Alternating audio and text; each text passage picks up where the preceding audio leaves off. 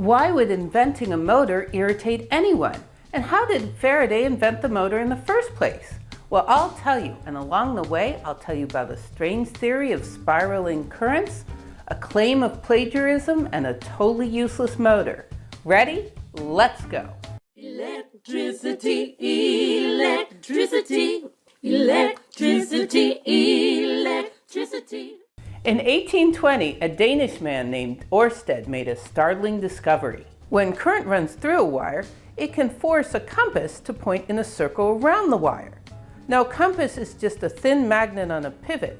So Ørsted had proved that electricity and magnetism are linked. What was incredibly confusing to people was that the current went in a straight line and the magnets made circles around the wire. Ørsted's solution was that the current was really spiraling down the wire. This brings us to England and men named Michael Faraday and his mentor, Humphrey Davy.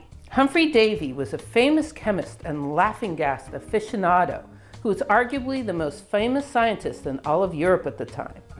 8 years previously, Davy had injured his eye and hired Michael Faraday, a young, uneducated, and poor bookbinder's apprentice, as his assistant. By 1820, Davy was promoted to president of the Royal Institution of London, and Faraday had been promoted to the position of chemical assistant and was conducting some of his research independently of Davy. Both Davy and Faraday, and frankly every other scientist in Europe, heard about Ørsted's experiment and tried to figure out what it meant. Davy wrote his brother that, quote, "I have ascertained, repeating some vague experiments of Ørsted's, that the battery is a powerful magnet. I am deeply occupied in this."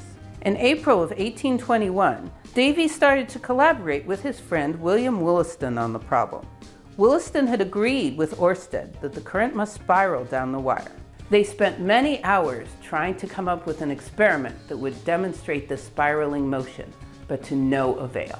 In the summer of 1821, Faraday was asked to write an overview of the latest developments in electricity for a journal. As was his way, he decided to recreate the experiments that he read about. Through doing Ørsted's experiment, Faraday determined that the force was circular around the wire, not spiraling as Ørsted thought. He decided that, strange as it may seem, the current seemed to travel straight down the wire, and somehow it made a circular force on a magnet around the wire. In return, Faraday also postulated that a magnet would create a circular force on a current-carrying wire. In other words, quote, "A wire ought to revolve around a magnetic pole and a magnetic pole round the wire." On September 3rd, 1821, Faraday proved that magnets create a circular force on a current-carrying wire with a simple experiment. He had a wire drop down on a cup full of mercury. Mercury is a conducting fluid, with a permanent bar magnet in the center. When he closed the switch, the wire spun continuously. Supposedly, Faraday shouted, there they go, we have succeeded at last." Technically, Faraday had just invented the electric motor. An electric motor converts electricity into motion. Of course, it wasn't a particularly practical motor, as it didn't do any useful work, unless you wanted to electrically stir mercury. Luckily, Faraday didn't invent the motor to do any work. He invented it to demonstrate the nature of the electromagnetic force. As a motor, it was useless. As a demonstration of magnetic fields, it was quite efficient. Faraday published his work on October 1st, 1821 to great acclaim. But within a week, people said he was plagiarizing his material from Humphrey Davy's friend, William Wollaston. Faraday wrote to Wollaston, quote, "I'm anxious to escape from unfounded impressions against me, and if I've done any wrong, then I may apologize for it." Wollaston wrote back and claimed to be unoffended.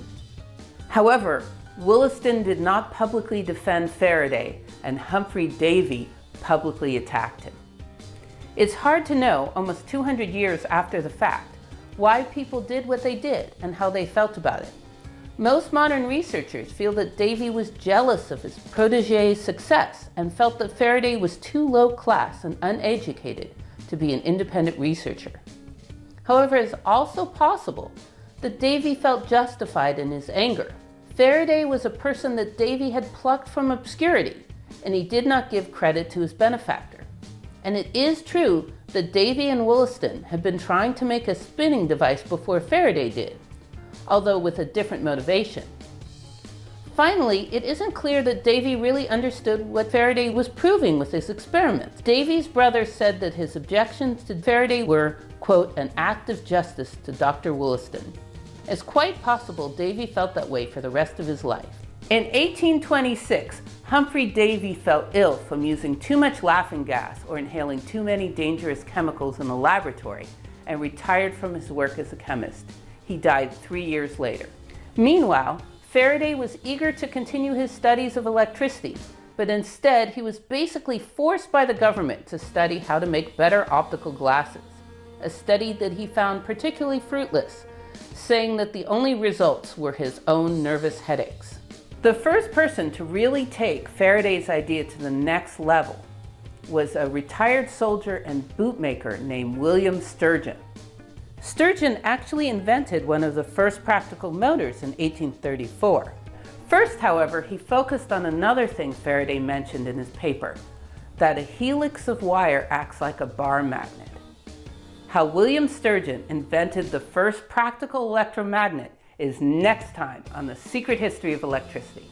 Electricity, electricity, electricity, electricity. Thanks for watching my video. Please remember to give it a nice thumbs up. Also remember to join my YouTube channel, Kathy Loves Physics, my Facebook page, Kathy Loves Physics, or my webpage, www.kathylovesphysics.com. Thanks, have a good day.